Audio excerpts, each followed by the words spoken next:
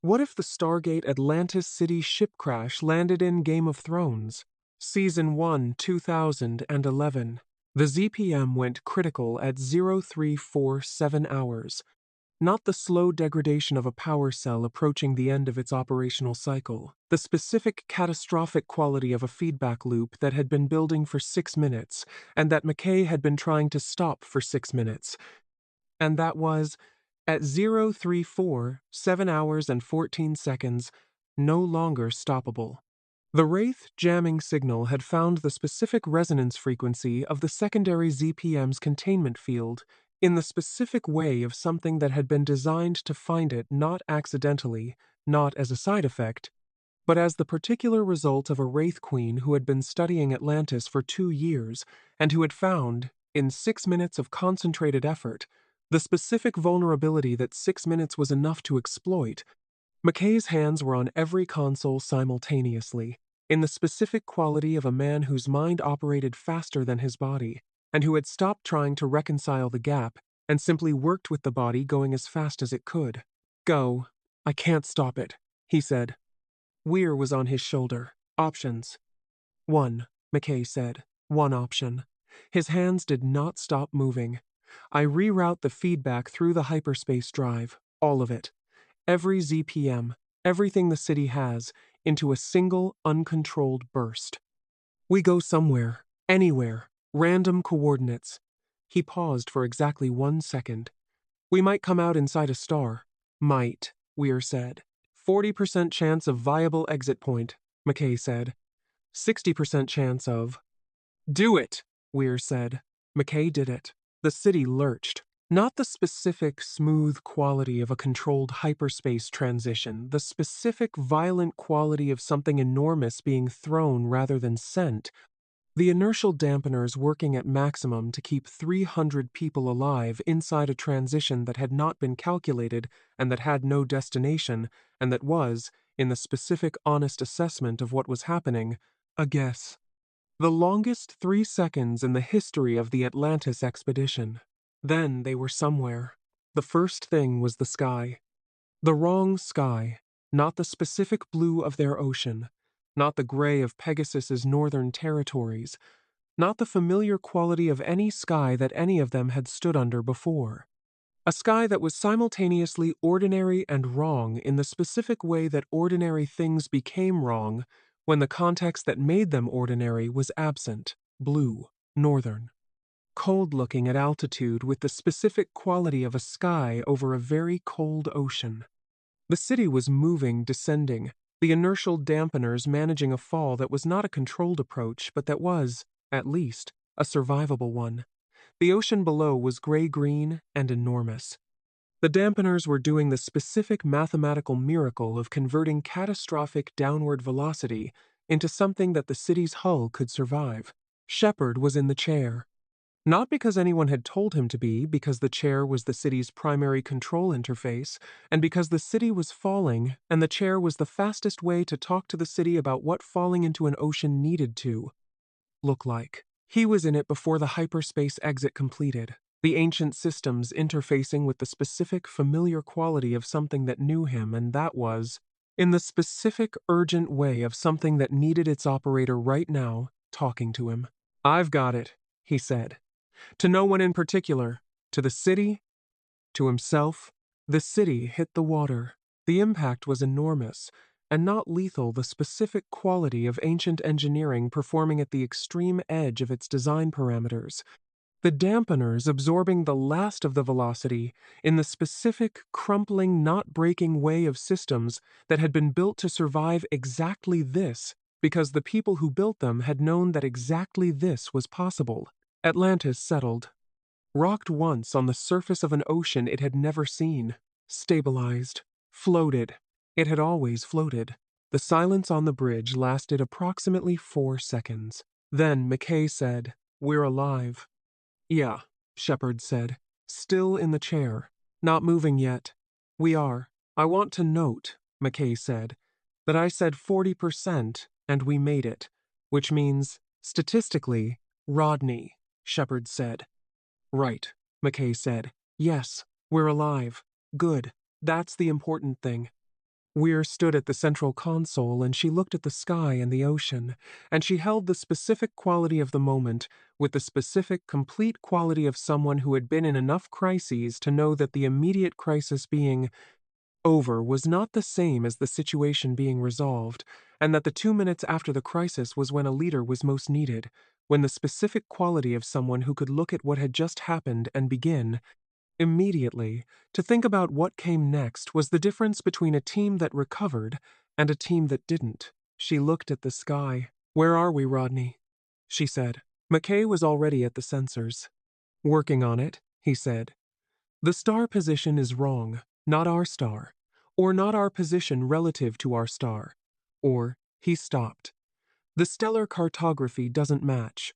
We're in the right galaxy. The background structure is consistent, but the specific stellar positions are." He ran the comparison 3 times.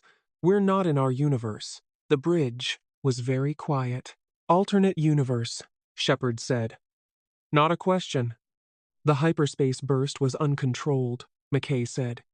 "We weren't just going somewhere. Apparently, we were going somewhen, or somewhere that isn't when we have a concept for." He paused. "Also, there's no Stargate network. I'm running a full spectrum scan, and there are no Stargate signatures anywhere in this system." "What is there?" Weir said.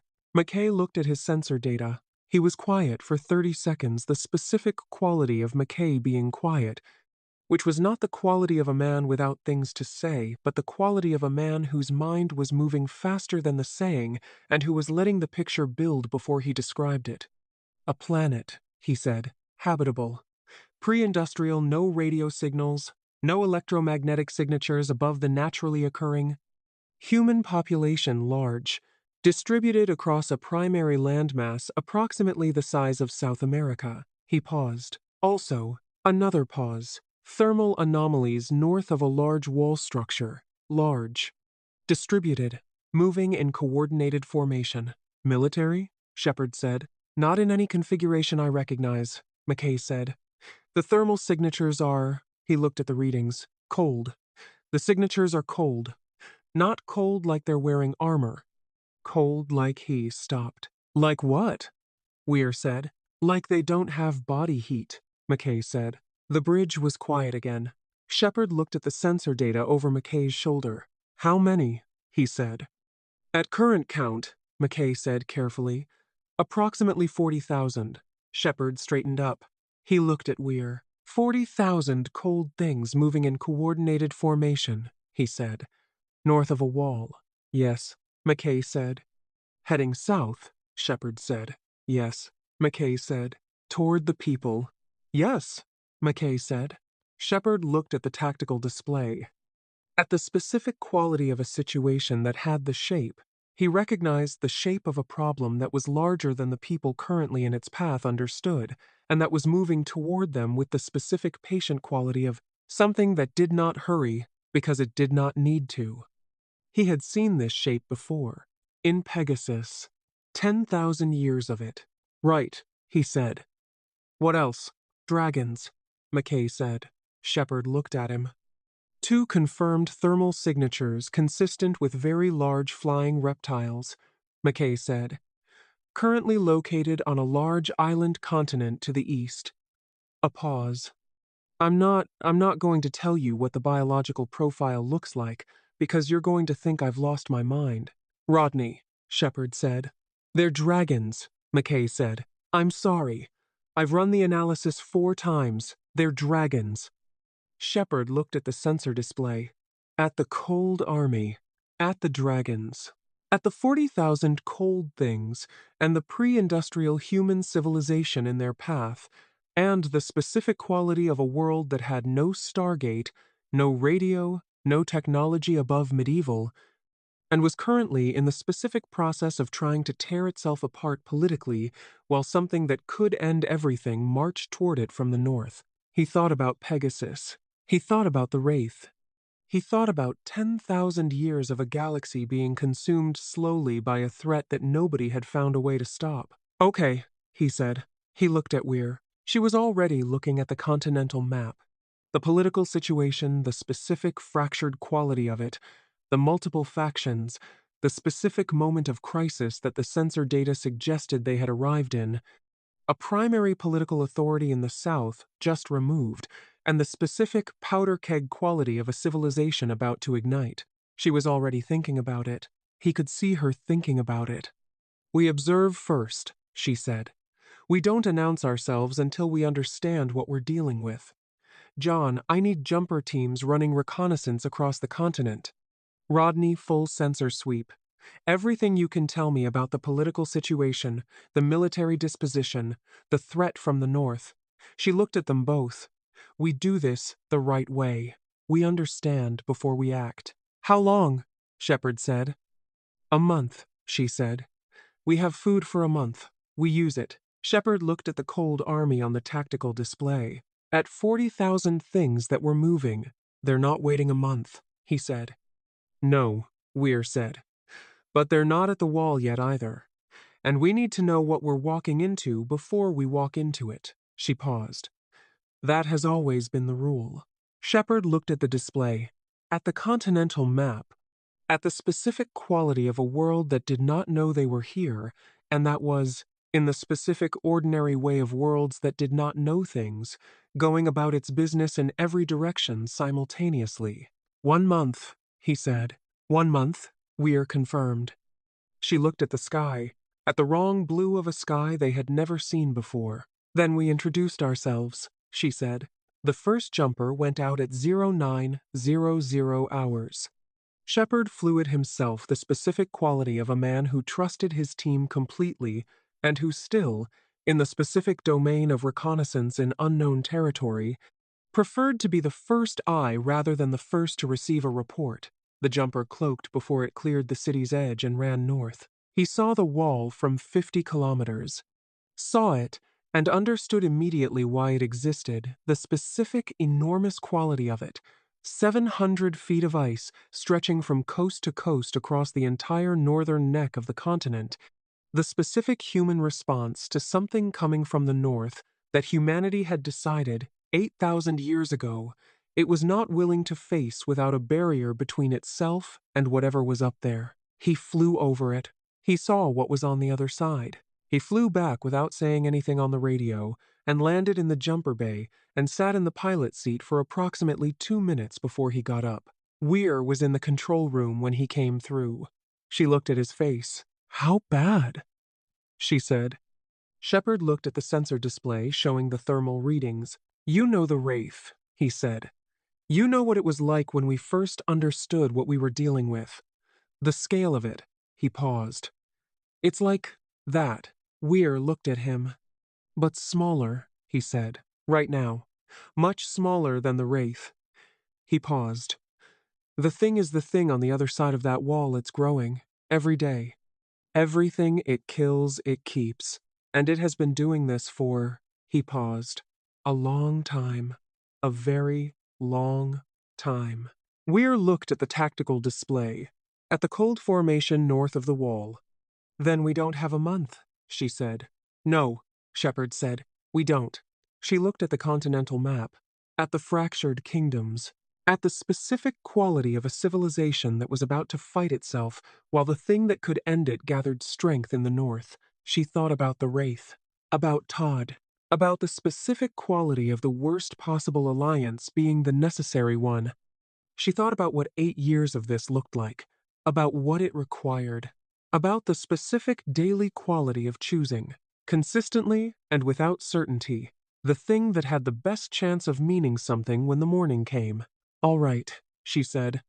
She looked at the display, at the wall, at the cold army. The continent was full of people who did not know what was coming and who were currently arguing about a throne. "Let's start," she said. The jumpers ran for 29 days.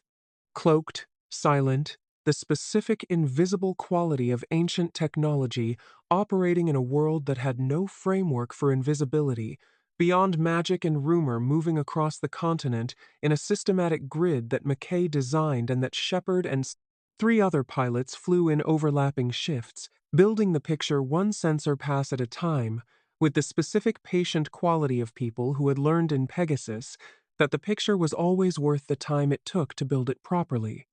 The picture, at the end of 29 days, was this: 7 kingdoms, currently 5.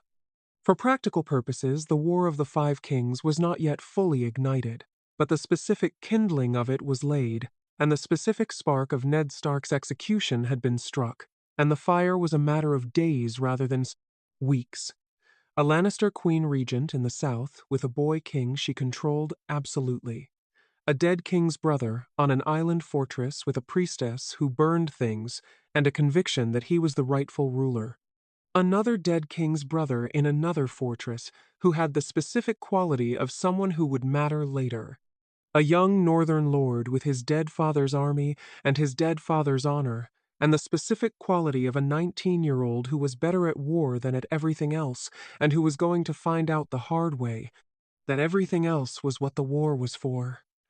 And across the narrow sea, a silver-haired woman with 2 dragons and an army, and the specific quality of someone whose story was going in one direction and who had not yet been told that the direction had a cliff at the end of it. And in the north, always in the north, always on every sensor pass, always the specific cold reading of it against the warmth of everything south of the wall, the dead. McKay's 30-day assessment was delivered in the Atlantis conference room on day 29, with the specific quality of a man who had been looking at something for a month and who had things to say about it that he had been organizing since day 3. The political situation is a catastrophe, he said, in the specific technical sense of a system that has reached a critical instability threshold and that is going to produce maximum damage output before it restabilizes. Every major faction currently has an objective that is incompatible with every other major faction's objective, and every major faction currently believes that the resolution of the incompatibility is going to happen in their favor, and every major faction is wrong about that in a different way. What about the North? Shepard said. I'm getting to the North, McKay said. The North is the reason none of the political catastrophe matters in the long run, except in the specific sense that it matters because it's consuming resources and attention and human lives that are going to be desperately needed for the thing that is actually coming. He pulled the thermal map. The army of the dead has grown. In 30 days, it has grown by approximately 3,000 units, which means it's feeding, Ronan said. Everything it kills, it keeps, McKay said. Yes, it is feeding on the wildlife north of the wall, and on the wildling populations that haven't made it south yet, and on. He paused. On anything warm that it encounters. He looked at the thermal map. At current growth rate, the army reaches the wall in approximately 2 years. At the growth rate that follows a wall breach when it has access to the entire southern population, the numbers become he stopped. Say it, Weir said. Unsurvivable, McKay said. Without intervention, without a specific coordinated response from every living human being on this continent deployed against it in a specific way at a specific time, this world ends. Not most of it, all of it. He paused. In approximately 8 to 12 years, the conference room was quiet. Taylor looked at the thermal map. Like the Wraith, she said, not a question. The specific quality of someone who had been living with an unsurvivable threat for her entire life, and who recognized the shape of it immediately. Like the Wraith, McKay confirmed, different mechanisms, same architecture. A consuming intelligence, directing a consuming force toward a consuming outcome. He paused. With one difference. What is the difference? Weir said.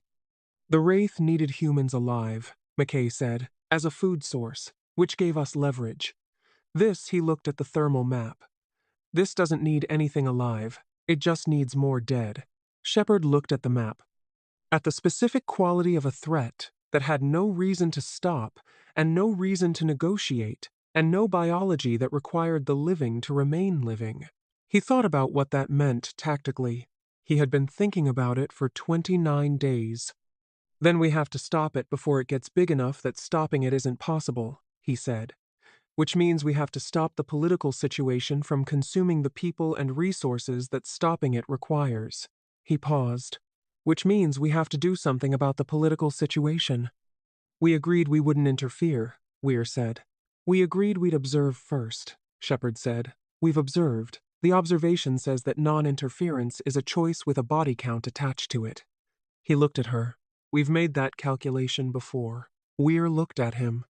At the specific quality of an argument she had heard before, in different rooms about different situations, that she had sometimes accepted and sometimes rejected, and that she was, in this moment, assessing against this specific situation with the specific, complete quality of someone who had spent 30 days building toward exactly this conversation. We don't take sides, she said. We don't pick a king. We don't decide who sits on the throne. Agreed, Shepard said.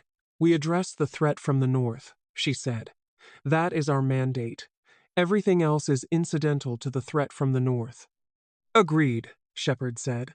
But to address the threat from the north, she said slowly, we need the living to still be alive when the threat arrives, which means we cannot watch them destroy each other. Agreed, Shepard said. Weir looked at the continental map, at the 5 kings and their incompatible objectives, and the specific catastrophe that was about to play out between them while the dead gathered strength. We give them information, she said. Not choices, not directions. Information. What is coming from the north, and what it will take to stop it. She paused. And we let them decide what to do with it. Some of them won't believe us, McKay said. No, Weir said. Some of them won't, she looked at the map. But some of them will. And some is where we start. Castle Black Day 30. Shepard landed the jumper in Castle Black's training yard at midday. Not dramatically, not the specific announced quality of something making a statement. He decloaked 50 meters from the ground and came down at the specific ordinary speed of something that had decided to be seen and was being seen without performance. The yard had 3 men in it when he started the descent, and 12 by the time he touched down, the specific, rapid quality of a place where people kept watch, because keeping watch was the job. He opened the back hatch. He walked out with his hands visible.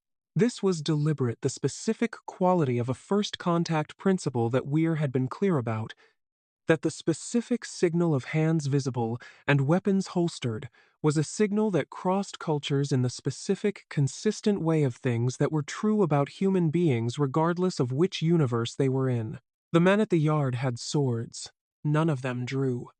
The man at the front was young, younger than Shepard had expected from the sensor data, though the sensor data hadn't told him ages. Dark-haired. Serious in the specific quality of someone who had arrived at seriousness through experience rather than disposition. He stood in the specific quality of someone who had assessed the jumper and the man walking out of it, and who had decided, in whatever calculation he was running, that drawing a sword was not the first move. I'm Lieutenant Colonel John Shepard, Shepard said. I'm not from here. I need to talk to whoever's in charge about what's on the other side of your wall. The young man looked at him. At the jumper. Shepard's uniform and P90, and the specific quality of someone who had come from something that flew and that had appeared from nothing, and who was standing in a castle courtyard talking about the wall with the specific direct quality of someone who had something to say and who was going to say it. I'm Jon Snow, the young man said. I'm nobody's second in command. Good, Shepard said. Second in command is who I want. First in command believes what they already think. Second in command is still deciding. Jon Snow looked at him. You've been watching us, he said, not angry. The specific, neutral quality of a statement of fact. For 30 days, Shepard said. From the city in the Shivering Sea. The light, Jon Snow said. Yes, Shepard said. I've been waiting, Jon Snow said. Shepard looked at him. You waited 30 days and didn't send anyone. We don't have ships, Jon Snow said. Shepard almost smiled. Fair enough, he said. Can we talk? Jon Snow looked at the jumper one more time, at the specific quality of something that was completely outside his experience, and that he was choosing, in this specific moment, to treat as a beginning rather than a threat. Come inside, he said. I'll get Commander Mormont. What Shepard told them. He told them everything. Not all of it at once. The specific calibrated quality of someone who understood that information delivered faster than the recipient could process it was not information but noise, that the specific sequencing of what you said mattered as much as what you said. He started with what they already knew and worked outward from it. The specific quality of a briefing designed to take people from where they were to where they needed to be, without losing them at the transition. He told them the army of the dead was growing. Commander Jeor Mormont, old, direct, the specific quality of a man who had been at the wall long enough to believe everything the wall existed to prevent, and who had been trying to make the South believe it for years, with the specific frustrated quality of someone who was right, and who knew he was right, and who could not make anyone else act on the rightness, looked at the sensor display on Shepard's tablet, and his expression had the specific quality of a man seeing confirmation of something he had always known. How many? He said. Not a question.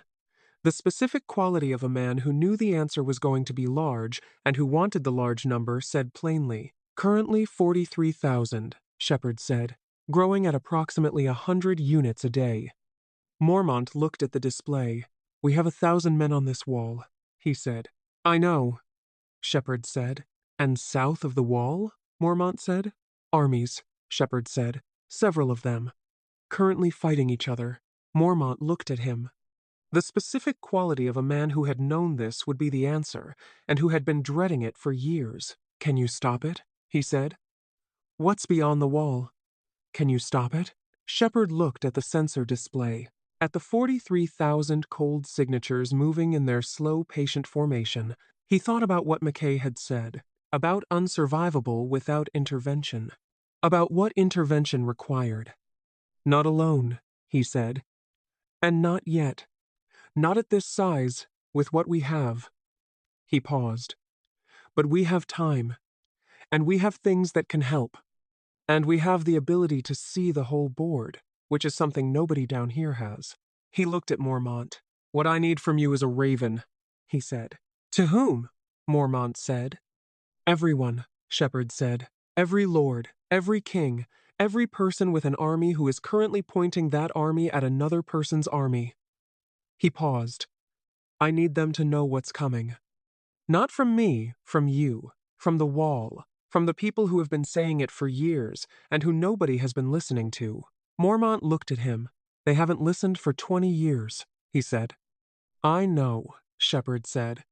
But 20 years ago you didn't have sensor data. He held up the tablet. Now you do.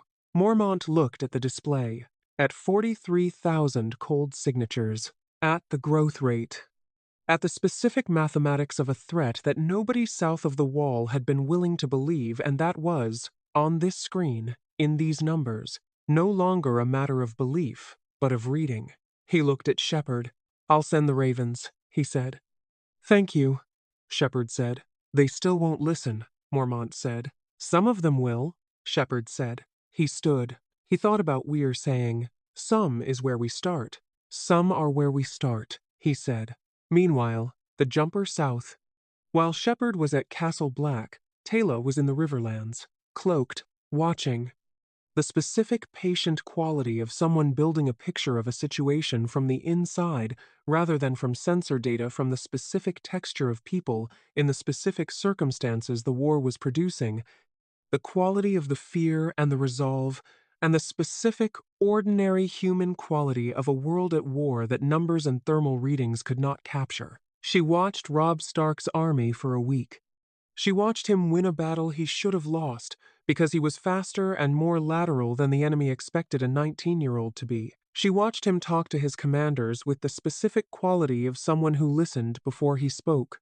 She watched him sit with wounded soldiers in the specific quality of someone who understood that the cost of his decisions was paid by specific people and who did not look away from the paying. She went back to Atlantis, and she told Weir what she had seen. He's worth talking to, she said. Not yet, Weir said. He has enough on his mind. We built the foundation at the wall first, then we work south. Taylor looked at the continental map, at the specific quality of a young man winning a war he was going to lose in ways he couldn't yet see. Don't wait too long, she said. Weir looked at the map. I know, she said. She looked at the north, at the wall, at the cold formation beyond it, patient and growing, the specific enormous quality of something that was not in a hurry because it did not need to be. I know, she said again, quieter this time. The specific quality of someone who was holding the weight of a continent's worth of decisions and who was, in this specific moment, feeling the weight with the specific complete honesty of someone who did not pretend it was lighter than it was. She looked at the map for a long time. Then she straightened. All right, she said. Let's look at who sends ravens. They talked for 9 hours. Not continuously the specific quality of a conversation between two people who thought faster than they spoke and who kept stopping to write things down, to pull references, to run the specific rapid calculation of someone who had just been handed a piece of information that restructured 3 other pieces of information and who needed to work through the restructuring before continuing. McKay had his tablet. Marwyn had books, an enormous quantity of books. The specific accumulated quality of 40 years of scholarship on subjects the Citadel officially did not recognize, and that Marwyn had been pursuing anyway, with the specific stubborn quality of a man who had decided that Citadel's opinion of what was worth studying was not a constraint he was willing to accept. The books were about the Long Night, not the mythology, the specific historical record that the Citadel maintained but did not publicize. The accounts of the last long night, 8,000 years ago, that the Maesters had catalogued and filed in the specific institutional way of an organization that kept records of things it did not believe, and that did not examine its own reasons for keeping them. McKay looked at the accounts. At the specific quality of 8,000-year-old descriptions of the army of the dead, the cold, the darkness, the specific behavior of the whites, the way they fell when the White Walkers directing them were destroyed. He looked at Marwyn. This is primary source material, he said. As close as we have, Marwyn said. 8,000 years. Most of it is a myth by now. But the core details the behavior patterns, the weaknesses. They are consistent across every account from every culture on this continent. Weaknesses, McKay said. What weaknesses? Marwyn put 3 books on the table. Fire, he said. Dragonglass. And Valyrian steel, though the mechanism for that one is less well documented. He paused. The dragonglass is the most consistent. Every account, every culture, the same material. McKay looked at his tablet. At the sensor data showing the army of the dead. At the specific question he had been running since the first reconnaissance pass, the question of what worked against something that was animated rather than alive, that was directed rather than acting on instinct. That was the specific kind of problem that ancient weapons technology could address, but that required the specific correct calibration to address effectively. Dragonglass, he said. Do you know what dragonglass is? Obsidian, Marwyn said. Volcanic glass. The Valyrians called it the blood of the dragon. The children of the forest used it as weapons before the first men came. The children of the forest, McKay said. The species that preceded humanity on this continent, Marwyn said. They made the White Walkers. From a man they pressed a dragonglass blade into a man's heart and made the first of them. McKay looked at him. They made them, he said. To fight the first men, Marwyn said, who were destroying their forests. They made a weapon, and the weapon got out of their control. He paused. The oldest story. McKay looked at the books. At the specific quality of information that he had not had and that restructured everything he thought he understood about the threat north of the wall, he thought about the Wraith, about iritis bugs, and the specific catastrophic consequence of a weapon that exceeded its design parameters. He thought about the Night King not as an enemy to be destroyed, but as the specific result of a creation event, a made thing, not a born thing, running the specific program it had been made to run. The dragonglass blade in the heart, he said. That's the creation mechanism, which means it's also potentially the reversal mechanism. Marwyn looked at him. You think it can be reversed? He said. I think everything has a mechanism, McKay said. And mechanisms can be run in both directions if you understand them well enough. He paused. I don't know if it can be reversed. I know that assuming it can't be reversed before you've understood the mechanism fully, is the specific kind of assumption that gets people killed. He paused. A lot of people. In this case, potentially everyone. Marwyn looked at the accounts, at 8,000 years of records, at the specific quality of a scholar who had been working in isolation on a problem that nobody official would acknowledge, and who had just found, in this specific room, on this specific night, someone who took the problem as seriously as he did, and who had the tools to address it in ways that 40 years of scholarship alone had not produced. I have been working on this for 40 years, Marwyn said. Alone. The Citadel does not believe in magic. They are building a world without it, without dragons, without the supernatural. He stopped. They sent men to Essos to bring back the last dragon eggs. Did you know that? They paid to have the last eggs stolen. They wanted them destroyed. He paused.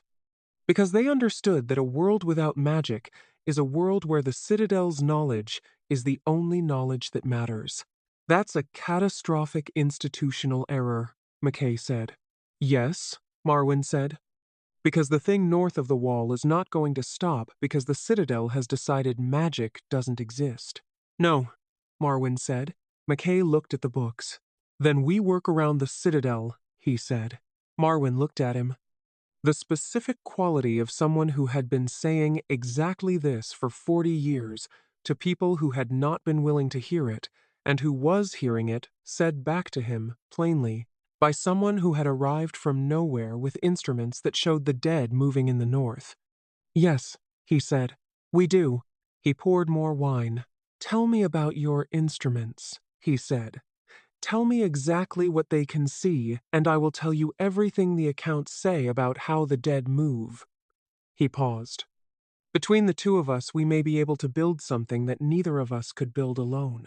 McKay looked at the books, at the sensor data, at the specific quality of a collaboration between two disciplines that did not share a vocabulary and that were going to have to build one. The specific slow work of finding the common language between ancient physics and 8,000-year-old supernatural history. Yes, he said. That is exactly what we are going to do. He opened his tablet. Start with the dragonglass, he said.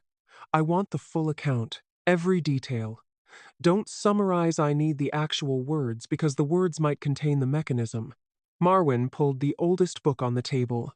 He opened it. He began. Davos Seaworth Day 51. He found the city the way you found things in the north, by going north and keeping going until the thing you were looking for became unavoidable.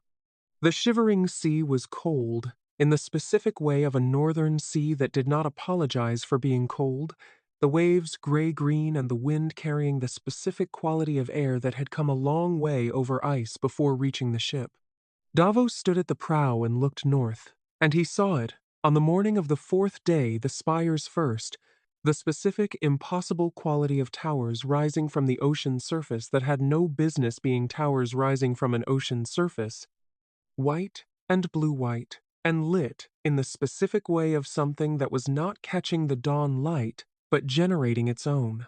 He had seen remarkable things in his life. He had not seen this. He stood at the prow and looked at Atlantis for a long time. Then he said, to the captain beside him, "Take us in." The captain looked at the city. "How close?" he said. "Close enough to knock," Davos said.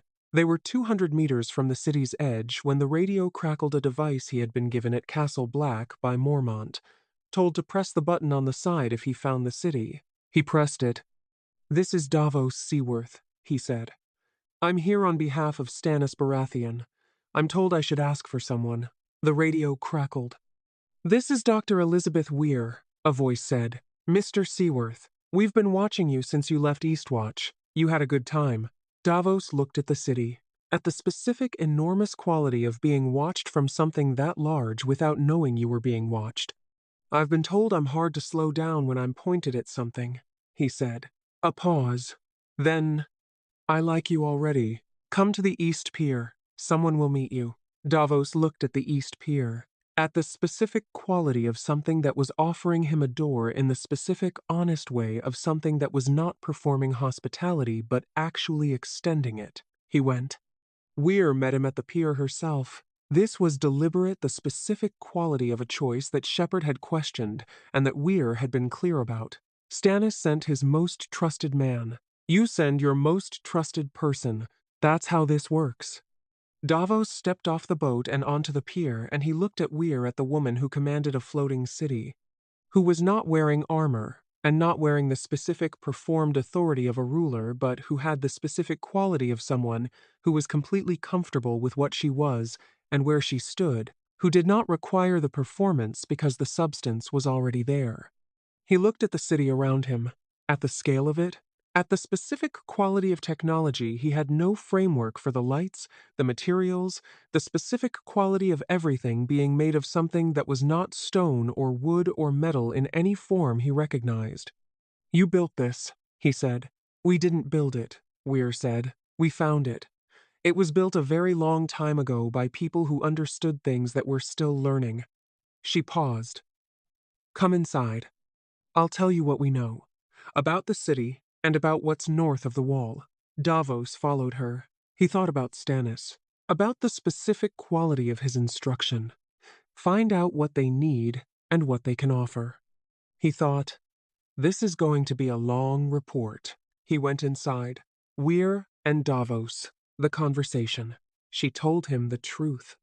All of it, not the managed version, not the specific diplomatic calibration of information that she used with people whose response she could not predict. The full truth.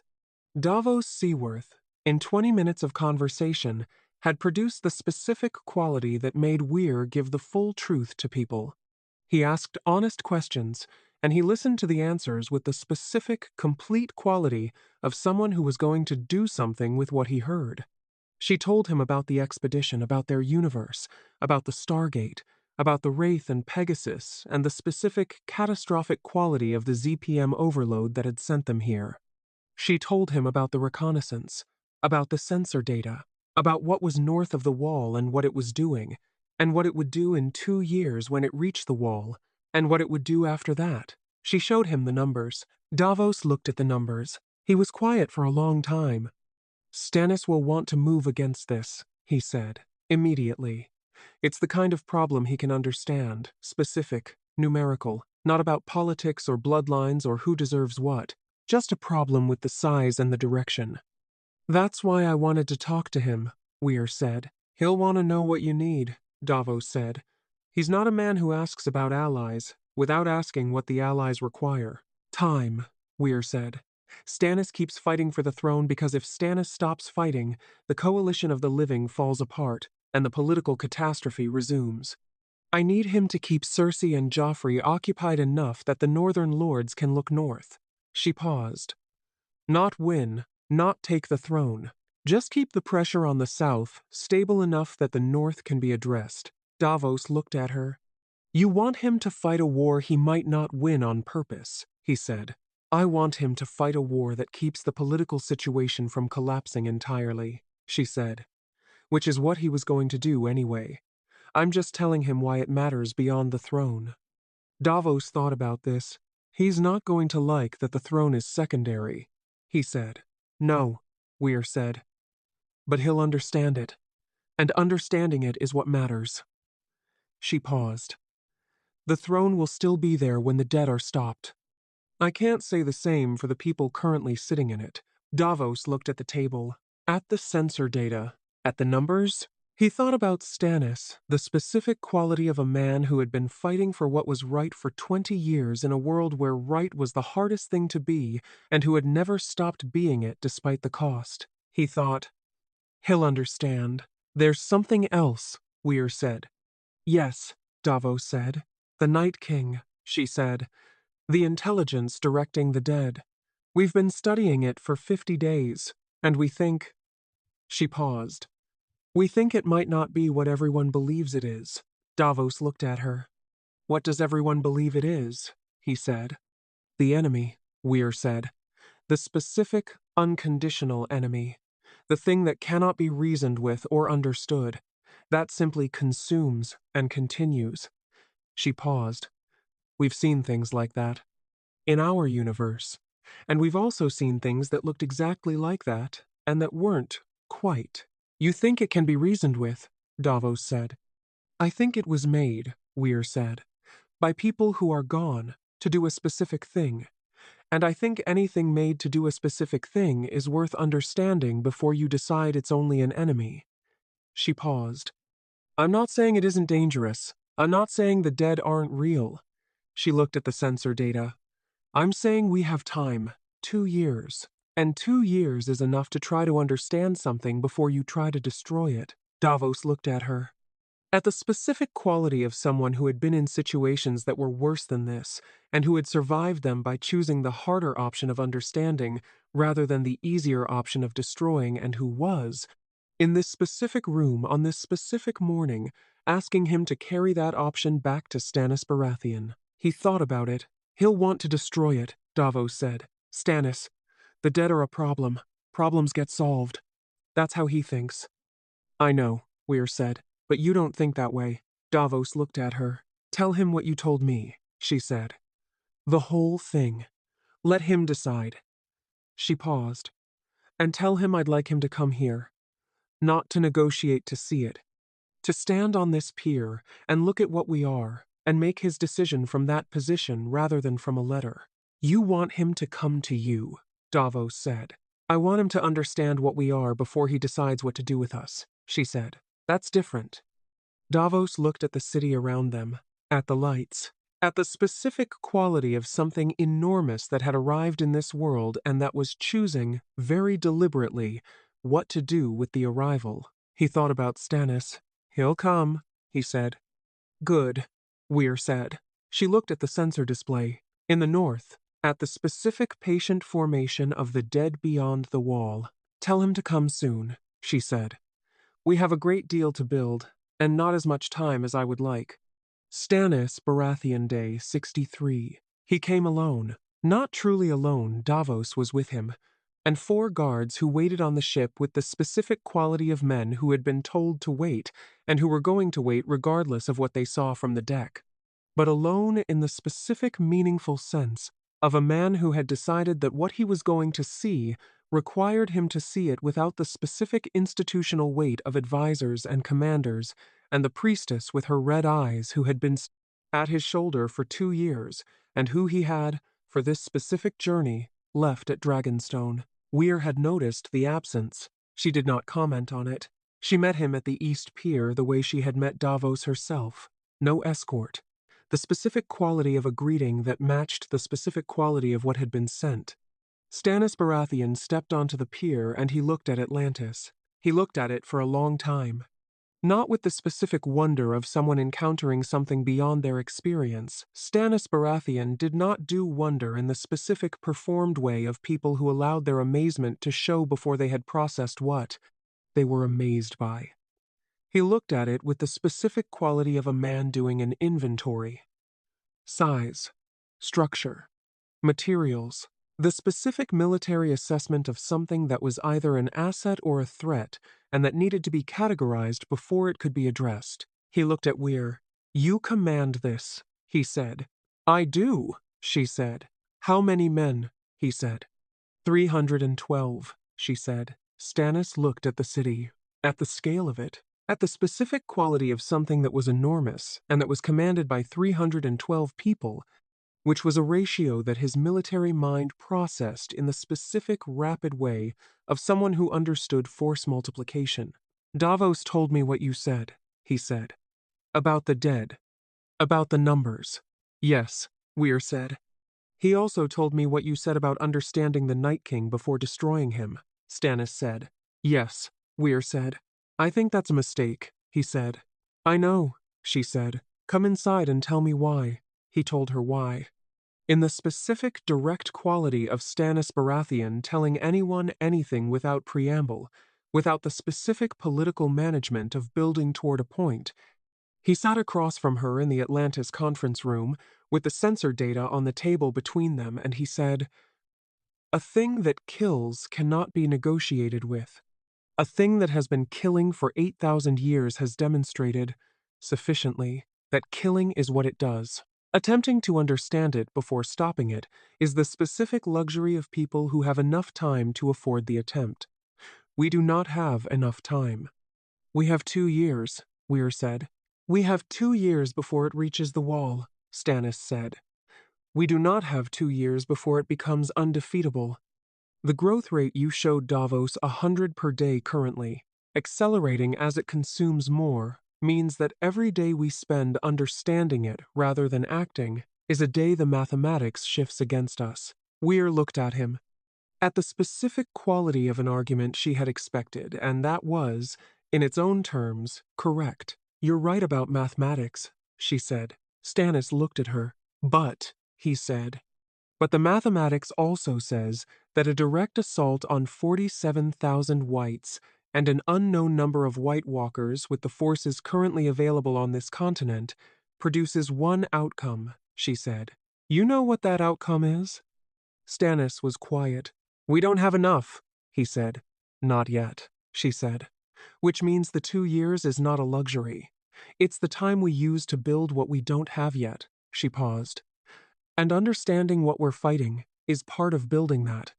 Stannis looked at the sensor data, at the numbers, at the specific quality of a man who had spent his entire life being right about things and being ignored, and who was, in this room, encountering someone who was not ignoring him and who was also right about things, and who was asking him to hold 2 true things simultaneously. What do you need from me? He said. No, I don't agree. Now you've convinced me. The specific Stannis Baratheon quality of moving to the practical before the philosophical was fully resolved, because the practical was what the situation required, and philosophical resolution was something you did while you were doing the practical. Weir looked at him. The wall needs men, she said. The Night's Watch is 1,000 strong, and it has been 1,000 strong for 30 years, because the South sends its criminals and its bastards and its unwanted and calls that sufficient. She paused. I need the wall taken seriously as a military installation, which means it needs to be reinforced by someone with the authority and the will to reinforce it. Joffrey won't, Stannis said. Renly won't. Renly doesn't believe any of it. He paused. I can send men. 2,000. It won't be popular. My commanders think the wall is a myth and the dead are a story. Show them the sensor data, Weir said. Some of them will believe numbers, Stannis said. Some won't believe anything that doesn't have a sword in it. Then send the ones who believe numbers, Weir said. 2,000 men who believe what they're fighting is better than 10,000 who don't. Stannis looked at her. I also need you to keep the South stable, she said. Not resolved stable. The War of the 5 Kings is going to happen. I cannot stop it and I'm not going to try. But I need it contained enough that when the time comes to look north, the living still have armies to do the looking with. You want me to fight a war I might not win, he said. Davos said you'd say that, she said. Davos is usually right, Stannis said. You're going to fight it anyway, Weir said, because the throne is yours by right, and you are not the kind of man who abandons what is right because it's difficult. She paused. I'm just telling you that fighting it has a value beyond the throne. That the fighting is the thing that keeps Cersei and the Lannisters occupied enough that they can't consolidate the South completely before we need the South unified for something larger. Stannis looked at the table. At the sensor data, he thought about the throne. About 20 years of being right and being ignored. About Davos coming back from the floating city with the specific quality of a man who had found something he had not expected to find. Not just information, not just numbers, but the specific quality of someone who was telling the truth about everything, including the parts that were uncomfortable. He thought about the dead. About 47,000 of them move south at 100 per day. About what his kingdom was worth when the dead reached it. 3,000 men, he said. Not 2, 3. Weir looked at him. And I want a copy of every sensor report, he said, weakly. Everything you can see north of the wall. I want to know the numbers, the movement, the rate of change. He paused. If I'm fighting a war in the South to keep the South stable, I need to know exactly how much time that stability is buying. Done, Weir said. And I want to meet the others, he said. Your people. The ones who flew over my castle in the invisible ship 6 weeks ago. Weir looked at him. You knew, she said. I had a report of something that moved without sound above Dragonstone, he said. I assumed it was connected to the light in the Shivering Sea. I filed it. He paused. I do not dismiss things I can't explain. I wait until I can explain them. That is, Weir said, a very useful quality. It is the only useful quality I have, Stannis said. Everything else is stubbornness and bad timing. Weir looked at him, at the specific quality of self-assessment that was completely accurate and completely without self-pity, the specific honest quality of Stannis Baratheon, who had no interest in being liked, and who had the specific freedom of someone who had stopped caring about being liked long enough ago that the freedom had become simply how he operated. I'll introduce you to my team, she said, starting with Rodney McKay, who is our lead scientist, and who will want to show you every piece of data we have, and who will be impatient about it. I am also impatient, Stannis said. I know, Weir said. You'll get along. She stood. He stood. They looked at each other across the conference table, the specific quality of two people who had just established the specific kind of working relationship that was not warm, and that did not need to be warm, and that was going to be more useful than warm, because it was honest and direct, and built on the specific shared quality of two people who did not pretend things were other than what they were. Dr. Weir, Stannis said. Lord Stannis, she said. We're going to save this world, he said. Not a question, not an aspiration. The specific flat quality of a man who had made a decision and was stating it. Yes, Weir said. We are. She looked at the sensor display. In the north, at the cold formation beyond the wall, patient and growing. The specific enormous quality of a threat that did not hurry because it did not need to. Let's get started, she said. Castle Black Day, 65. Jon Snow was on the wall when Shepard found him, not patrolling, standing. Looking north in the specific quality he stood when he was looking north, which was different from the quality he stood when he was doing anything else. The specific weight of someone who had been looking at the same thing for long enough that the looking had become the specific kind of attention that was not observation but recognition. He knew it was there. He had always known it was there. The instruments had confirmed it, and the numbers had named it, but the knowing had preceded the confirmation in the specific way that some things are known before they are understood. Shepard climbed the wall beside him. They stood in the specific cold of the northern night, the wind carrying the specific quality of air that had come from somewhere past the range of sight, and they looked north together in the quiet that had the specific quality of two people who did not need to fill it. Stannis sent 3,000 men, Shepard said. I heard, Jon Snow said. They'll be here in 2 weeks, Shepard said. Mormont is going to have more men than the Wall has had in a generation. Jon Snow nodded. It's not enough, he said. No, Shepard said. Not yet. What do we do with not yet? Jon Snow said. Shepard looked north, at the darkness beyond the wall. At the specific quality of a threat that was out there, patient, growing, doing what it did in the specific absence of anyone able to stop it.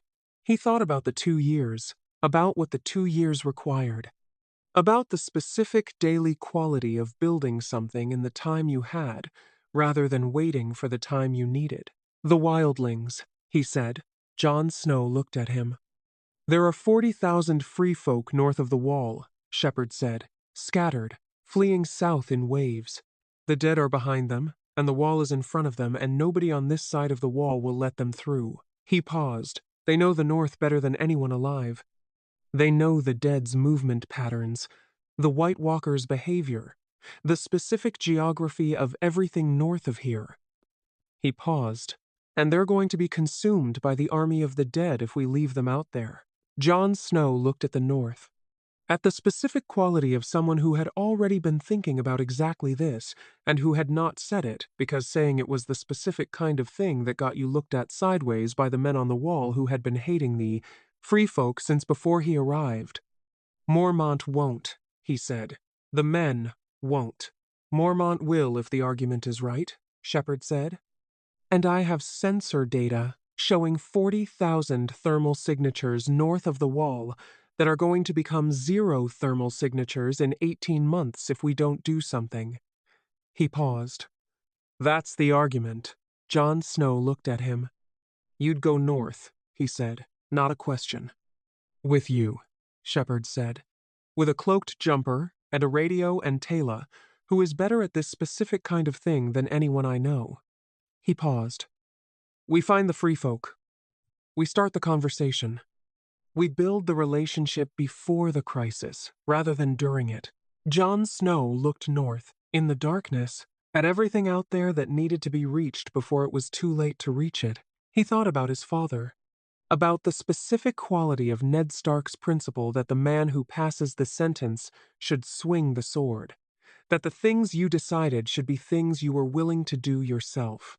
That the distance between deciding and doing should be as small as possible. He looked at Shepard.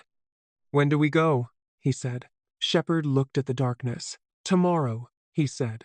Before Stannis' men arrive and before Mormont has a chance to say no. Jon Snow almost smiled.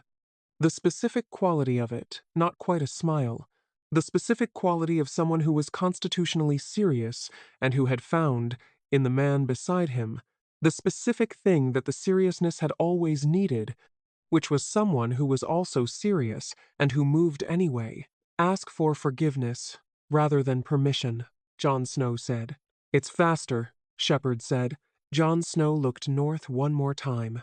In the dark, at the free folk out there in it, at everything that was coming. All right, he said. He straightened. He looked at Shepard with the specific quality of a decision made and the specific, complete quality of someone who did not make decisions and then revisit them. Tomorrow, he said. North of the wall day 66. They left before dawn. The specific quality of a departure that was not announced not to Mormont, not to the men on the wall, not to anyone who would have the specific institutional response of a commander being told that his second-in-command was flying north of the wall in an invisible ship with a stranger from a floating city. The specific quality of a decision that had been made and that was being acted on before the acting could be stopped. Taylor was already in the jumper when Shepard arrived at the bay. She had the specific quality she always had before this kind of operation, complete, attentive, carrying the specific weight of someone who had been doing this her entire life, and who had learned to hold that weight in the specific way of someone for whom it was not a burden, but simply the condition of the work. Jon Snow came through the hangar door at 0430 with Ghost at his heel. Shepard looked at the direwolf. Taylor looked at the direwolf. Ghost looked at them both with the specific quality of a very large wolf who had already made his assessment and found them acceptable. He goes where I go, Jon Snow said. Fine, Shepard said. But he sits in the back. The ghost sat in the back. Jon Snow sat behind Shepard. Taylor took the co-pilot position. The jumper lifted, cloaked, and moved north over the wall in the specific gray quality of a pre-dawn that turned the ice below into the specific blue-white of something that was beautiful in the specific way of things that were dangerous and that did not require your admiration and that were going to be whatever they were regardless. Jon Snow looked at the wall from above. He had stood on it his entire life at the wall. He had never seen it from above. It was the specific quality of something you had understood from one perspective your entire life, and that was, from a different perspective, entirely different, larger. The specific quality of something that human beings had built in the specific, desperate way of things that were built because the alternative to building them was unsurvivable.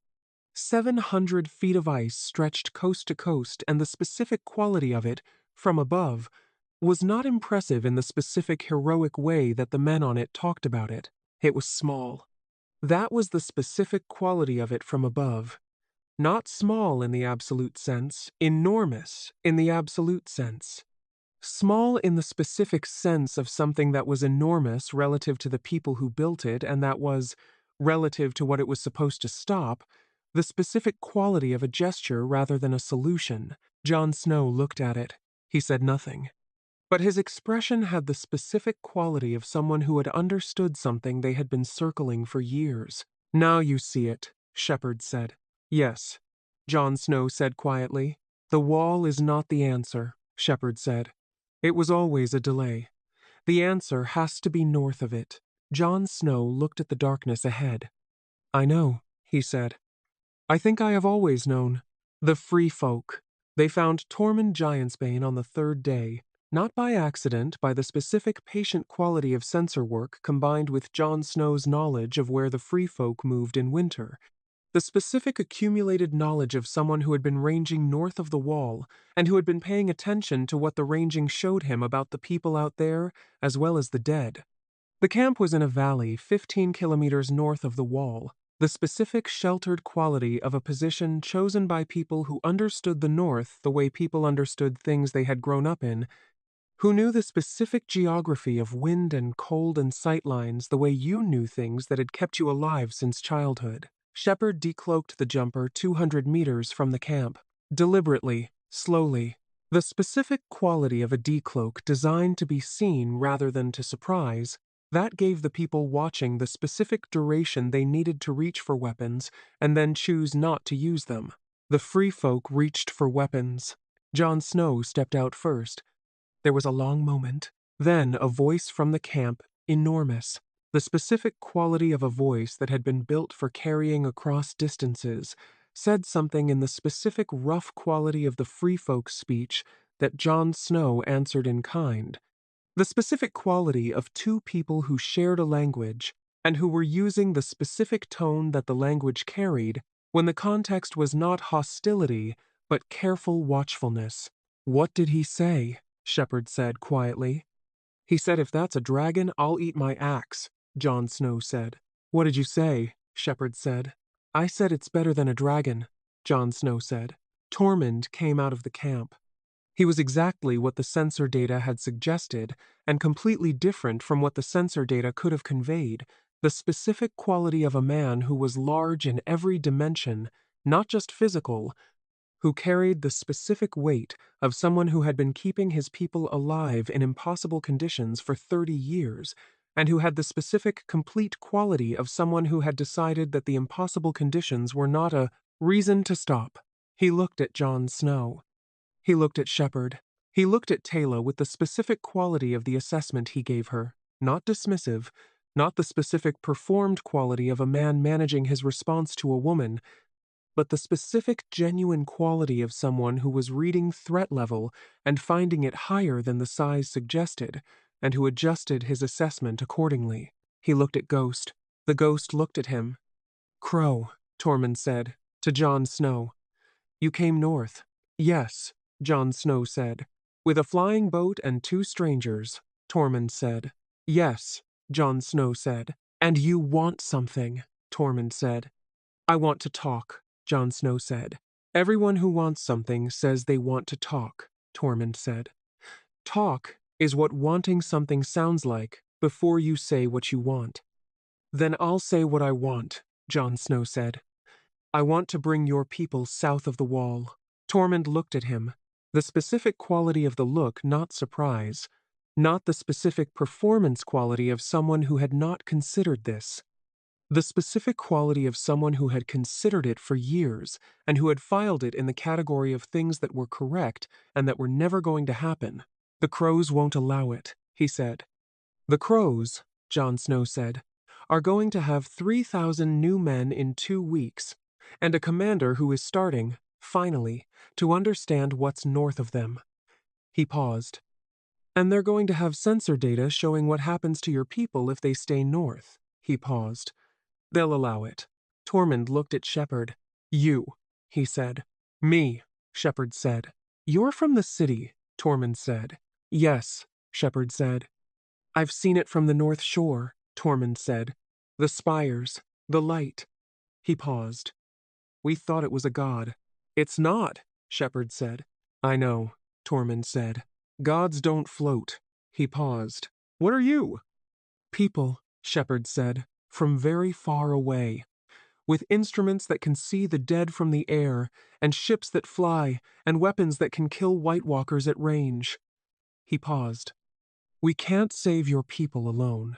We need the free folk and the crows and the southern lords and everyone who breathes to stop fighting each other long enough to face north together. He looked at Tormund. That's what we want. Tormund looked at him. Jon Snow. At the jumper, in the darkness to the north where the dead were moving in their patient formation, he looked at Taylor. You haven't spoken, he said. I've been listening, Taylor said. What do you think? He said. Taylor looked at him. I think, she said, that you already know what your people need. You've known for years. You've been waiting for someone to come from the south who was worth saying yes to. She paused. We are worth saying yes to. Not because we're powerful, though we are. Because we're asking rather than demanding.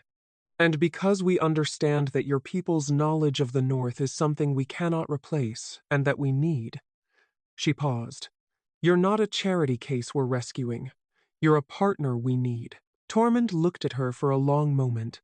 The specific quality of someone who had been talked to in a specific way for 30 years, and who had just been talked to differently, and who was processing the difference. Come inside, he said. I'll get the others. He looked at Ghost. The ghost looked at him. The wolf too, Tormund said. I like dogs. He's not a dog, Jon Snow said. I like wolves, Tormund said. Even better. He went inside. Jon Snow looked at Shepherd. That went better than I expected, Jon Snow said. Taylor, Shepherd said. Yes, Jon Snow said. He looked at her.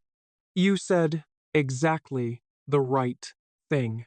I said the true thing, Taylor said. It is usually the same. She went inside. Shepherd looked at Jon Snow. At the camp, north behind them, the darkness, the cold. The specific quality of a world that was about to get harder before it got better and that needed. Before the harder part arrived, exactly what they were doing right now, the specific patient work of building the relationships that the harder part would require. One down, Shepherd said. About 40,000 to go. Jon Snow looked at the camp, at the free folk inside it, at the specific quality of a beginning, not dramatic, not loud, the specific ordinary quality of the first conversation in a relationship that was going to matter. One down, he said. They went inside. Atlantis Day, 66, 2000. 100 hours. McKay was still in the lab when Weir found him. She had stopped being surprised by this months ago in Pegasus, on Earth, in every location the expedition had ever occupied. McKay in the lab at 2,100 hours was the specific constant quality of a universe that changed everything else and held that one thing steady. He was looking at Marwyn's accounts. At the specific 8,000-year-old descriptions of the long night and the specific mechanism of the dragonglass and the specific quality of what happened when a White Walker was destroyed, the secondary collapse. Every white the Walker was animating falling simultaneously. The specific cascade quality of a networked system losing its node. He had been looking at it for 3 days. He looked up when Weir came in. I have something, he said. Tell me, she said. The White Walkers animate the whites, he said. We knew that. Every account confirms it. Destroy a White Walker, and its specific whites fall. He paused. But the accounts also describe something else. A hierarchy. The White Walkers don't just animate independently, they animate in a network, a chain of command. The Night King at the top, the White Walkers as nodes, the whites as the distributed mass. He paused. Which means, destroy the Night King, Weir said. Everything falls, McKay said. Every weight, every White Walker, the whole army. He paused. We've been thinking about this as a military problem. How do we fight 47,000 dead things? But it's not a military problem. It's a network problem. And network problems have specific solutions. You take down the primary node, Weir said. Yes, McKay said. Which we know how to do. He paused. The specific question is how you reach the primary node when the primary node is surrounded by 47,000 dead things that will kill you before you get to it. Weir looked at the accounts. At the sensor data, at the specific quality of a problem that had a shape, she recognized the shape of a network with a vulnerability at its center, and the specific question of how you reached the center. We have 2 years, she said. Yes, McKay said. Then we spent the 2 years building the answer to that question, she said. That's what I've been doing, McKay said. Since day 3. He paused. I have a partial answer. Tell me, she said. He pulled up the display. The dragonglass, he said. Marwyn was right that it works. He was wrong about why. It's not magic, it's the specific crystalline structure of the obsidian interacting with whatever animates the dead. Ancient energy weapons do the same thing. I ran the comparison, and the energy signature is consistent. He paused. Which means our drones kill White Walkers. We tested the frequency match on the sensor data, and it's there. He paused. We have weapons that work. But, Weir said. But the Night King, McKay said. The primary node. The accounts describe him as different from the White Walkers, not just more powerful, fundamentally different. The creation event, the dragonglass blade in the heart, may mean the reversal is specific. He paused. Not energy weapons. Not dragonglass weapons. He paused. Dragonglass. Specifically. In the specific location. Weir looked at him. Someone has to reach him, she said. Someone has to reach him, McKay said. He looked at the display, at the Night King's position on the sensor overlay, at the army between any living person and that position. We have 2 years, he said. To build the path. Weir looked at the display, at the specific quality of a problem that was not yet solved, and that had a shape that she could see, and that had, in the specific quality of things that were not yet solved, the specific possibility of solution embedded in it. She thought about what Jon Snow had said, about the free folk, about Stannis' 3,000 men, about Davos's honest questions, and Mormont's ravens, and Robb Stark at the ford in Marwyn in Old Town with his 40 years of records, about the specific daily work of building the path. Then let's build it, she said. She looked at the north, at the wall, at the darkness beyond it, at everything that was coming, and at everything they were building to meet it. Section by section, she said. Day by day. Yes, McKay said. He turned back to his display. Weir looked at the north for a moment longer. Then she turned and walked back to the control room, where the sensor feeds were running and the radios were open, and the specific daily work of building something in the time they had was waiting for her. She sat down. She began. The Red Woman Day 70. Melisandre came without being invited. Not to Atlantis, she did not have a ship, and the specific quality of the Red Priestess was not the quality of someone who waited for ships. She came to Castle Black on the back of a raven's message she had intercepted and that she had read with the specific quality of someone whose entire framework for understanding the world had just encountered something it had not predicted, and who was responding to the unpredictability, not with doubt, but with the specific, urgent certainty of someone who believed that unpredicted things were the most significant things.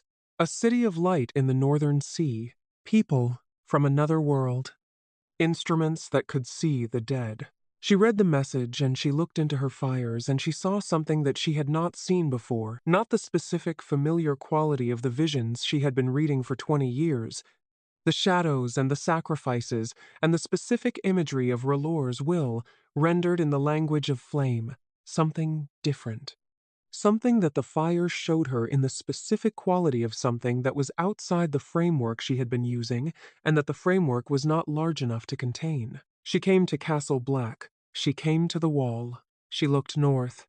Shepard found her there on the morning of the 71st day, standing on the wall in the specific quality she stood in everything absolutely still, the red of her robes against the ice, looking north with the specific quality of someone who was seeing something that the people around her were not seeing. He stood beside her. The Lord of Light showed me your city, she said, without turning, without a preamble. The specific quality of someone who had been expecting him. When? Shepard said. 3 years ago, she said. I saw a city of light in the northern water, and I did not understand what it was. I thought it was a symbol. She paused. It was not a symbol. Shepard looked at her. At the specific quality of a woman who had been navigating between what she believed and what was real for so long, that the line between the two had the specific worn quality of something that had been crossed many times in both directions. You followed Stannis here, he said. Stannis is the Lord's chosen, she said. I believe that. Because of visions, he said. Because of evidence, she said. Which is what visions are when they are real. She paused. Your instruments see the dead. My fire sees other things. Are your instruments more real than my fire because they produce numbers rather than images? Shepard was quiet for a moment. He thought about the ancients. About the specific quality of a species that had ascended to a higher plane of existence and that had built technology that was, by any reasonable definition of the word, indistinguishable from magic. He thought about the specific quality of this world, of a world where the supernatural was real, where dragons existed, where a woman's fire showed her genuine visions. He thought about what McKay would say. McKay would say, I don't know the mechanism yet, but the mechanism exists. No, Shepard said. They're not real. They're different instruments. Melisandre looked at him. At the specific quality of someone who had not expected that answer. You believe me, she said.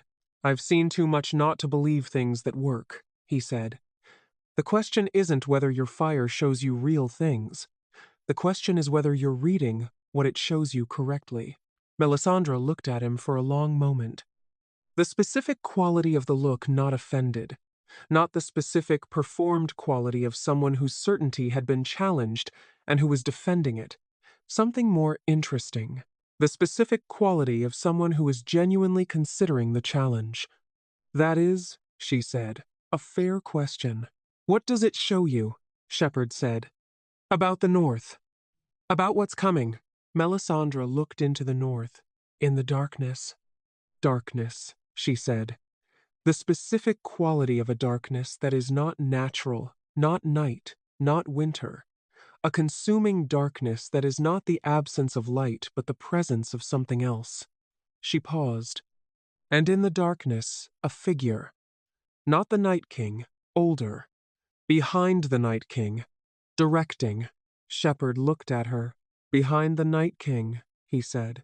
I have seen it 3 times, she said, in the fire. Always the same, the Night King in the foreground, and behind him something older. Something that is not visible in the specific way that important things are often not visible. That is the specific quality of a presence rather than a figure. Shepard looked at the north. He thought about McKay, about the network architecture Night King as primary node, White Walkers as secondary nodes, Whites as the distributed mass. He thought about primary nodes, about what was behind a primary node. About the specific quality of a network that had been running for 8,000 years and that had a specific origin. He raised his radio. McKay, he said. What? McKay said. The specific quality of McKay's what at 0700 hours, which was not hostility, but the specific quality of a mind already running at full capacity that was being asked to add a variable. The Night King, Shepard said. You said he was made by the children of the forest. Yes, McKay said. To fight the first men. Are the children of the forest still here? Shepard said. A pause. A longer pause than McKay usually produced, the specific quality of a pause that meant the variable had been added, and the calculation was running, and the calculation was producing something unexpected. I've been reading the accounts Marwyn sent, McKay said slowly. The children retreated, after the pact with the first men. They went north, further north, another pause. Shepard. I've been running the sensor sweeps at depth, under the surface. Not just the thermal signatures of the army, the geological signatures. The specific subterranean quality of this continent. He paused. There are tunnels. Old tunnels. Running north from below the wall. And at the end of them? McKay, Shepard said. Something's alive down there, McKay said. Not dead alive, actually alive. Small, very small thermal signatures, clustered, approximately 200 kilometers north of the wall. Underground. He paused. I didn't flag it because I didn't know what it was. I'm flagging it now. Shepard looked at Melisandre. At the specific quality of her fire's vision landing against McKay's sensor data in the specific way of two instruments measuring the same thing from different angles and producing the same reading. Something behind the Night King, Shepard said. Something that made the Night King, McKay said. Melisandre looked at him. At the specific quality of a woman whose fire had shown her something for 3 years that she had not understood, and that was, in this specific moment, on this specific wall, being confirmed by instruments from another world. The children, she said. Maybe, Shepard said. What do they want? She said. Shepard looked at the north, in the darkness. At the specific quality of a situation that had just developed a new dimension, not just the army of the dead and the Night King, and the specific military problem of 47,000 whites and the wall. Something behind the Night King, something older. Something that had made the Night King, and that might the specific quality of a might that was not certain but that was not dismissible still be directing it. He thought about Weir. About the specific quality of her response when something new emerged. About what she always said. We understand it first, he said. And then? Melisandre said. And then we decide, he said. He raised the radio. I'm coming back, he said. Get Weir. Get the full senior staff. He paused. And get the accounts from Marwyn on the Children of the Forest. Everything he has. Already pulling them, McKay said. Also, Shepard said, I'm bringing someone. A pause. Who? McKay said. Someone whose fire has been seeing the same thing your sensors are seeing, Shepard said. From a different angle. A longer pause. The Red Woman? McKay said. Yes, Shepard said. Shepard, McKay said. She burns people. She has information we don't have, Shepard said. She burns people, McKay said. McKay, Shepard said. Fine, McKay said. But she's not coming into the lab. Shepard looked at Melisandre. You're not coming into the lab, he said. Melisandre looked at him. I have never wanted to go into a lab, she said. Perfect, Shepard said. Come on. Atlantis Day 71, 1,400 hours. The senior staff meeting had the specific quality of senior staff meetings that had developed an unexpected variable. The specific controlled quality of people who were very good at their jobs, encountering something that was outside the parameters of the jobs, and that required the specific adjustment of the framework, rather than the specific application of the existing framework to a new problem. Melisandre sat at the conference table between Shepard and the empty chair that Weir had not yet occupied. She looked at the sensor displays, at the technology around her, at the specific quality of a room that was unlike anything she had encountered, and that she was moving through with the specific quality of someone whose certainty in her own framework was deep enough that encountering something outside it did not destabilize the certainty, but extended it the specific quality of a faith that was large enough to contain new information rather than small enough to be threatened by it. Weir came in. She looked at Melisandre. At the specific quality of a woman she had not met, and that she was assessing in the specific rapid way she assessed everyone, not threat level, not political utility, but the specific quality of what the person was, and what they needed, and what they could offer, and what the specific honest basis for a relationship with them was. She sat down. Melisandre, she said. Dr. Weir, Melisandre said. Jon tells me your fire has been showing you something north of the wall, Weir said. Something behind the Night King. For 3 years, Melisandre said. And our sensors, Weir said, looking at McKay, have found something alive underground, approximately 200 kilometers north of the wall. 212, McKay said. At a depth of approximately 40 meters. The thermal signatures are small and clustered, and, he paused.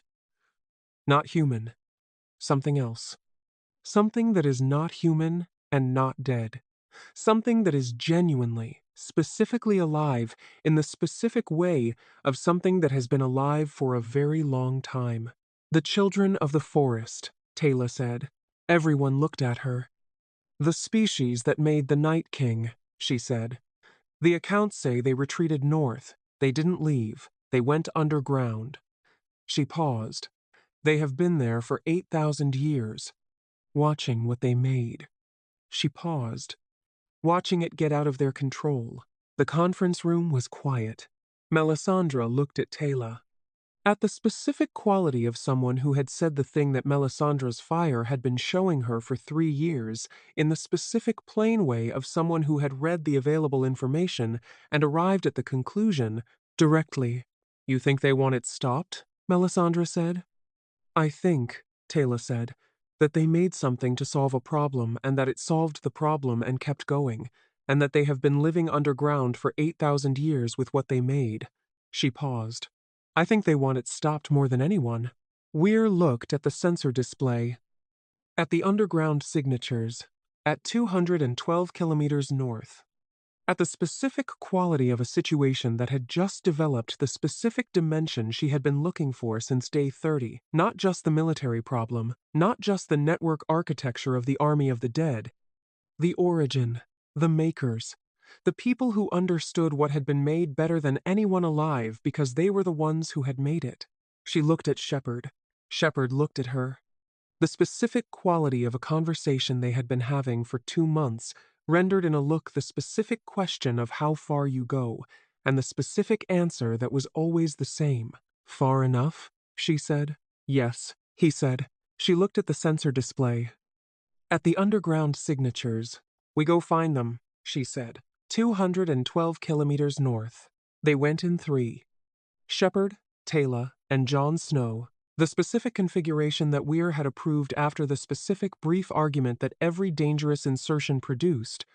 The specific quality of Weir saying, I want 4, and Shepard saying, 3 is faster and quieter, and the jumper's sensor profile is smaller with less mass, and Weir looking at the display and saying, 3 in the specific quality of A, concession that was not a defeat but a calculation. Ronan had looked at the door when they left. You'll have other tunnels, Shepard had said. Ronan had said nothing, but his expression had the specific quality of a man filing a debt. They flew north at 50 meters altitude, cloaked, the sensors running full-spectrum thermal, electromagnetic, biological, the specific, comprehensive quality of an ancient sensor suite that could see everything that was worth seeing and that had been calibrated by McKay over 71 days to the specific parameters of this world. The landscape below was the specific quality of the far north. No trees, no settlements. The specific stripped quality of a land that the long winter had taken everything soft from and left only stone and ice, and the specific hard geography of a place that survival treated as a test rather than a home. The army of the dead was to the west. Not close 40 kilometers at the nearest point. The specific amber glow of their cold signatures on the sensor overlay, moving in their patient formation. Large enough, even at 40 kilometers, to have the specific quality of something that filled the sensor display in a way that individual things did not. Not individuals, a mass, a directed mass. Jon Snow watched the sensor display. He had been watching it for 71 days in the Atlantis briefing room and on the wall, and on every jumper flight Shepard had taken him on. He had the specific quality of someone who had learned to read the display in the specific way that soldiers learn to read maps not as an abstraction but as a terrain, as a real place, with real things in it, that would have specific effects on specific actions. He watched the mass move. They don't sleep, he said. No, Shepard said. They don't rest, Jon Snow said. They don't eat. They don't stop. He paused. What drives them? Direction, Shepard said. From the top of the chain. The Night King points, and they go. He paused. Take the Night King out of the equation, and the direction stops. And they fall, Jon Snow said. And they fall, Shepard said. Jon Snow looked at the mass. At the specific quality of something that was enormous and that was, underneath the enormity, the specific product of a single direction from a single source. Then everything comes down to reaching him, he said. Yes, Shepard said. Through that, Jon Snow said. Yes, Shepard said. You have a plan, Jon Snow said. Not a question. The specific quality of someone who had been around Shepard long enough to understand that yes in that tone meant yes, and the plan is already running. Working on it, Shepard said. The sensor chimed. We're over the underground signatures, Shepard said. He brought the jumper down. The cave. It was not hidden.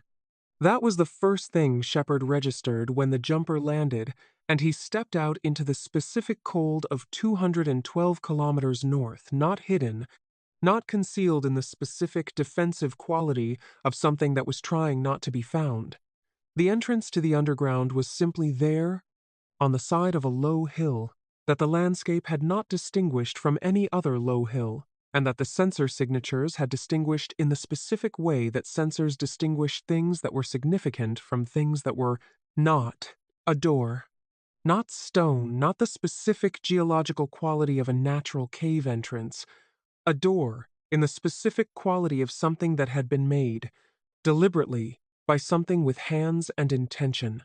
Old in the specific way of something that had been here for 8,000 years, and that had been maintained over those 8,000 years in the specific patient quality of something that was still in use. The roots were part of it. Not growing over it, woven into it, the specific, deliberate quality of roots that had been integrated into the door's structure over centuries, that had become part of the door in the specific way that living things became part of structures when the structures were old enough and the living things were patient enough. Jon Snow looked at the door. He looked at Ghost. The ghost was looking at the door with the specific quality of a direwolf who had decided something about what was on the other side and who was not afraid of it. He's not frightened, Jon Snow said. No, Teyla said. Neither am I. She stepped forward. She put her hand flat on the door in the specific quality she had, the specific Teyla quality of approaching things that were unknown, with the specific gesture of openness rather than the specific gesture of readiness for threat. The quality that had served her in Pegasus for years, and that was, in this specific place, at this specific door, exactly right. The door opened. Not dramatically, not the specific cinematic quality of something enormous moving. It opened the way a door opens, when someone on the other side has decided to open it quietly, completely, with the specific quality of something that had been waiting to be opened, and that was, now, open. The passage beyond was lit. Not with torches, with the specific bioluminescent quality of something alive. Root systems in the walls, carrying a blue-green light that had the specific quality of something that was not manufactured but grown. That was the living light of organisms that had been here long enough to have made the light their own. A voice, not from the passage from beside the door, the specific spatial quality of something that was closer than the depth of the passage, that was right there, and that had been right there, and that they had not seen because it had the specific quality of something that did not wish to be seen until it wished to be seen. You came, the voice said. It was very old. The specific quality of old, that was not the old of a person who had lived a long time, but the old of something that had been alive for a duration that human time did not have a good word for. Like hearing the specific quality of deep water, the depth was real and it was large, and the surface gave you access to it, but it was not the same as the depth. Shepard turned. Slowly. There were 3 of them. Small, the specific quality of the children of the forest rendered real and present, not the mythological quality of the accounts, but the specific, actual quality of beings that were standing in front of him in a specific place, smaller than humans. Ancient in the specific quality that was not frailty but depth. Their eyes were the specific green gold of something that had been seen for 8,000 years, and that looked differently as a result. They looked at Shepard, at Teyla, Jon Snow, at Ghost, who sat and looked back at them with the specific quality of a direwolf who recognized something. "We have been watching your city," the one who had spoken said, "since the night it came. 71 days, Shepard said. 71 days, it was confirmed. We know what you are. We know where you came from. A pause. We know what you found in our network. The Night King," Taylor said. "What we made," it said. The specific quality of those words, not pride, not shame, the specific quality of something that had been carrying those two words for 8,000 years and that had learned, in that time, the specific weight of them, what we made and what we could not unmake. "You've been trying to unmake it," Jon Snow said. The child looked at him. "We made the Stark children," it said. "The wargs, the greenseers, each generation. We have been reaching through them, toward the possibility of someone who could," it paused, "reach back. To the beginning. To the moment of the making." It paused. "Bran Stark is the greenseer we built toward. For 8,000 years of selecting and guiding and waiting." Shepard looked at it. "You've been engineering a solution for 8,000 years," he said. "Yes," it said.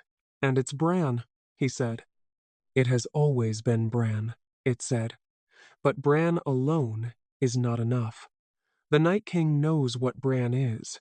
He is coming for Bran.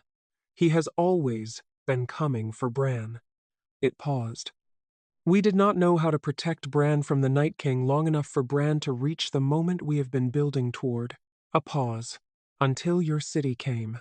The cave was quiet. Shepard looked at Taylor. Taylor looked at him.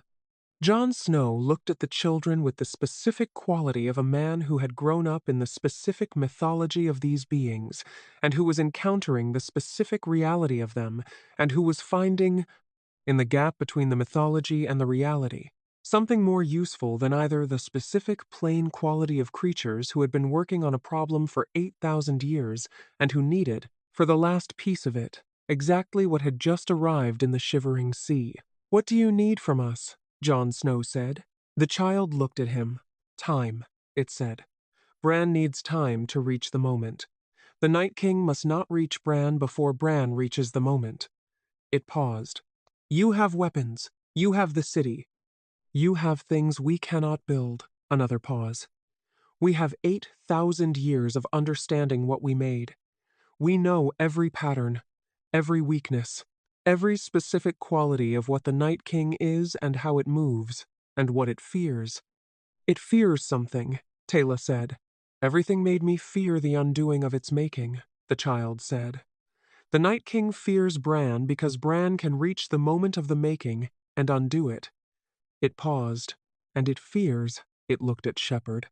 "It fears your instruments, because your instruments see it, and it has been unseen for 8,000 years. Shepard thought about Melisandre on the wall. "I don't like being watched." About the specific quality of something that had been operating in the dark and that had, for the first time in its existence, something that could see it clearly and document it and build a picture of it that it could not control.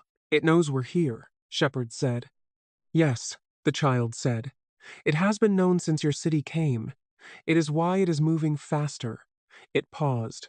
"It wants to reach Bran before you are ready." "How long does Bran need?" Shepard said. 2 years, the child said. The cave was very quiet. Shepard looked at Taylor. Jon Snow, at the specific quality of a number that was the same number McKay had given them on day 32 years before the wall, 2 years before the army arrived, 2 years that were exactly the amount of time that everything required, and that were therefore exactly the amount of time that the situation was going to give them, and not a day more. 2 years, he said. "Yes," the child said. "Then we have 2 years to keep the Night King away from Bran," Shepard said, "and to build everything we need to finish this when the time comes." "Yes," the child said. Shepard looked at the passage, at the bioluminescent walls, at the specific quality of a cave that had been waiting for this conversation for 8,000 years, and that had, in 71 days, gotten it. "Then we need to talk," he said. "Everything you know about what you made, every pattern, every weakness, every specific quality of the Night King and the White Walkers and the army, He paused. All of it. Because we have 2 years and we are going to use every day of them. The child looked at him, at the specific quality of someone who had come far enough and who was asking the right question with the specific, complete quality of someone who was going to do something with the answer. Come inside, it said. We have been waiting, it said. A very long time for someone to ask. They went inside. The door closed behind them. Outside, the north was still and cold and dark, the specific patient darkness of something that was moving, and that was 8,000 years of certainty that it would reach what it was moving toward. Inside, in the bioluminescent light of a cave that was older than the wall, and older than the kingdoms, and older than almost everything that was still alive in this world, 4 people and a direwolf, and the last of the children of the forest, sat down together. And the building began. What the children knew. They talked for 6 hours. Not continuously, the specific quality of a conversation between beings whose relationship with time was different from the human relationship with time, who paused in the specific long way of something that was not gathering its thoughts, but allowing its thoughts to arrive at the pace that thoughts arrived at when you had been thinking for 8,000 years and had learned that hurrying. Thought produced the specific quality of thought that was fast and incomplete rather than slow and whole. Shepard let them pause. This was not natural to him, the specific quality of someone who moved fast and who had learned in Pegasus that speed was often the difference between the mission and the alternative. But Taylor had looked at him in the first pause, and the look had the specific quality of her look that meant wait, in the specific way that waiting was the correct tactical choice, and he had waited. Jon Snow had no difficulty with the pauses. The specific quality of someone who had grown up in the north, where silence was not absence but presence, where the specific weight of quiet was not something to be filled but something to be held. The ghost slept in the corner. The children talked.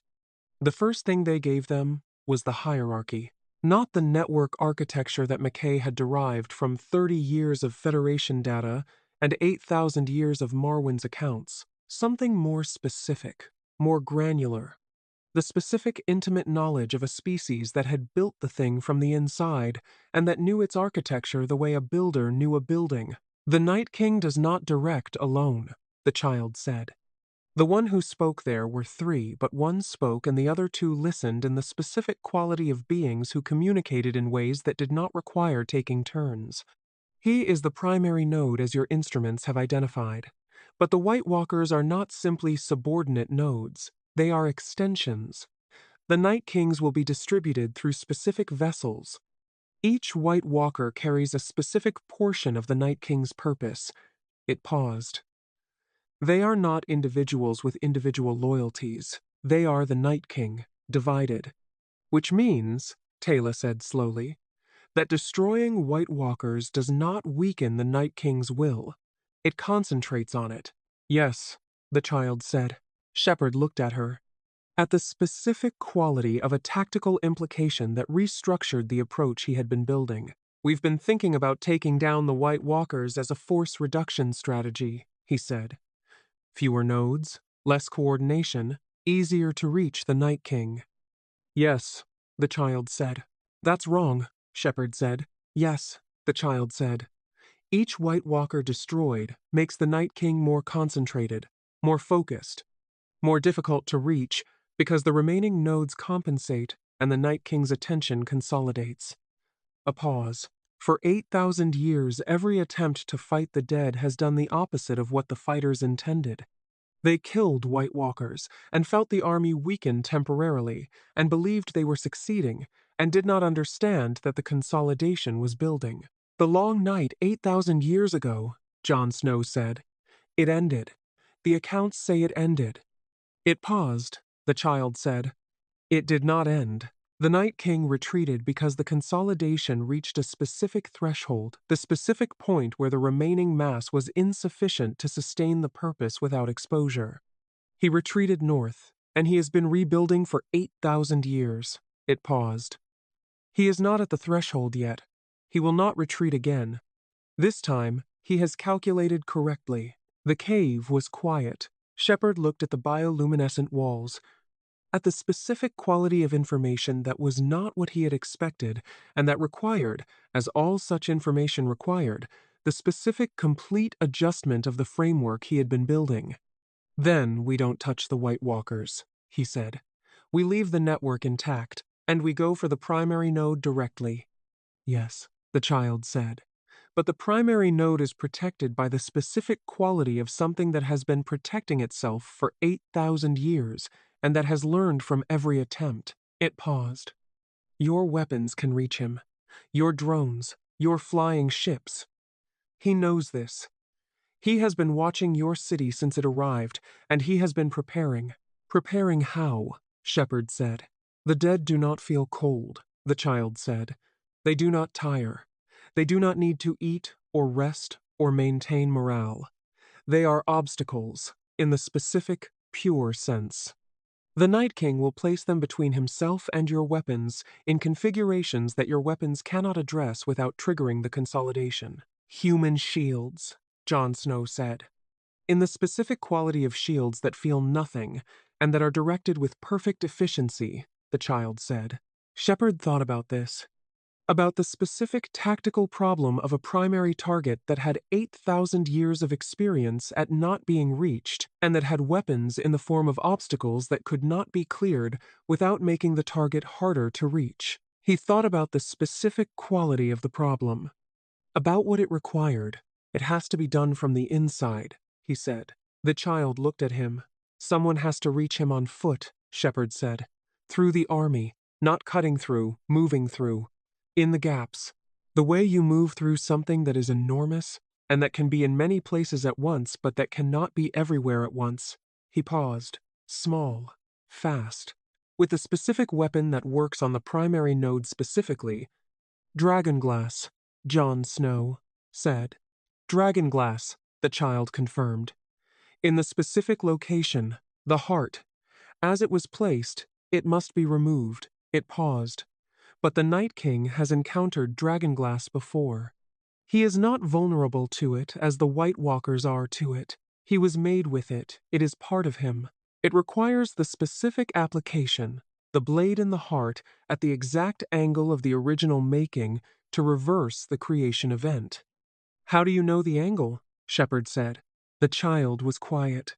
The specific quality of a pause that was not gathering thought but making a decision, the specific quality of something that was deciding whether to give the last thing it had. Because one of us was there, it said. The cave held that. Jon Snow looked at the child. At the specific weight of 8,000 years in that sentence, one of us was there. One of us had been present at the creation of the thing that had been ending the world in slow motion for 8,000 years. One of us had pressed the blade into the man's heart and made the first White Walker and had been living with the making ever since. Show me, Jon Snow said. The child looked at him. I will show Bran, it said, when Bran reaches the moment. That is what the moment is, the specific memory of the making, accessed through the green sight. Bran present at the creation, and able to see the angle and the specific quality of the blade, and the specific location of the heart. It paused. Bran will know. When the time comes, Bran will know everything required. And someone has to be there when he knows, Shepard said. Someone has to be at the Night King with dragonglass at the exact moment Bran accesses the memory. Yes, the child said. How does the person at the Night King know when Bran has the memory? Shepard said. The timing has to be exact. The child looked at him. It will be exact, it said, because Bran will be in the moment, and the moment will be visible. The Night King will know he always knows when Bran reaches toward the past. He will react, and the reaction will be the signal. Shepard thought about this, about the specific operational quality of using the Night King's response to Bran as the timing mechanism, the specific quality of a plan whose synchronization was built into the enemy's behavior rather than dependent on communication that could fail. It was elegant. The specific, elegant quality of something that had been designed over 8,000 years by a species that understood the system it was designed to address and that had built the solution into the system's own architecture. You designed this, he said. We have been designing this, the child said. For 8,000 years. You needed us for the last piece, Taylor said. We needed someone who could keep Bran alive long enough to reach the moment, the child said. And someone who could reach the Night King through the army at the right time. It looked at Jon Snow. We have been building Bran for 8,000 years. We have been building you, it said to Jon Snow, for considerably less time, but deliberately. Jon Snow looked at it. Me, he said. The blood of the dragon and the blood of the wolf, the child said.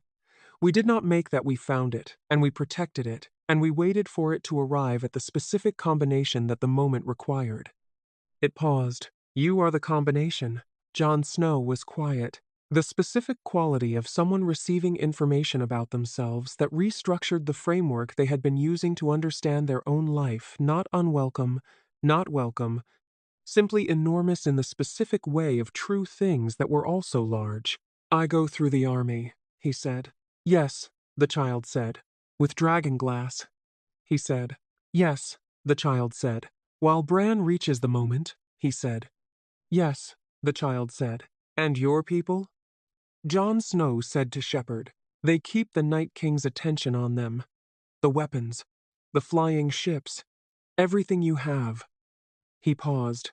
While I reach him from below. Shepherd looked at him. At the specific quality of a plan that had the shape of the right thing, not comfortable, not safe, not the specific quality of a plan that had a good probability of succeeding without cost, the shape of the right thing, which was different from the shape of the easy thing and which was, in Shepherd's experience, always more reliable. We keep his attention, Shepherd said. You reach him. Yes, Jon Snow said. They looked at each other. The specific quality of two people who had just divided the work of saving the world in the specific plain way of two people who had built enough trust over enough operations to make the division without ceremony. 2 years, Shepherd said. 2 years, Jon Snow said. Then we need to start building, Shepherd said. He looked at the children. I'm going to send someone back here, a scientist. He's abrasive and impatient, and he will ask you questions that feel like accusations. He paused. He's also the best mind I have ever encountered, and everything he finds will be used correctly. He paused. Is that acceptable? The child looked at him. We have been waiting 8,000 years, it said. We can accommodate impatience. Shepherd almost smiled. Good, he said. He stood. Jon Snow stood. Taylor stood with the specific quality of someone who had been listening to everything and filing everything and who was, in this specific moment, carrying the full weight of what the 6 hours had produced with the specific complete quality of someone who would do something with it. The ghost woke. He looked at the children. The children looked at him. One of them, not the one who had spoken, one of the two who had been listening, reached out a hand. The ghost walked forward. He put his head under his hand. The child held it there in the specific quality of something very old, recognizing something that was part of its own work, the direwolves, the wargs, the 8,000 years of reaching through specific bloodlines toward the moment. He knows us, Jon Snow said.